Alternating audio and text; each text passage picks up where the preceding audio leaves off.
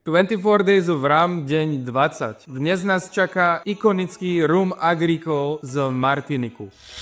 V 20. okienku rumového kalendára 24 Days of Rum sa nachádza St. James BSOP. Pôvod Martinik. Destilácia Column Still. Zrenie sudy po bourbone 4 až 6 rokov, 43% alkoholu. Zaujímavosť: Agricole rumy z Martiniku majú svoje vlastné a veľmi prísne chránené označenie pôvodu, ktoré je ukotvené v európskej legislatíve. Poďme to teda ochutnať. Vo vôni je tento rum veľmi výrazne voňavý. Cítim tam zmes sladkého kôstkového ovocia s florálnymi agricole tónmi. V chuti ten rum je krásne vyvážený, ten mladší vek mu zachováva na takej živosti. Tá chuť ide naozaj v jednej línii s vôňou. Veľmi pekná záležitosť. Ak 24 Days of Rum otváraš zároveň so mnou, daj mi do komentára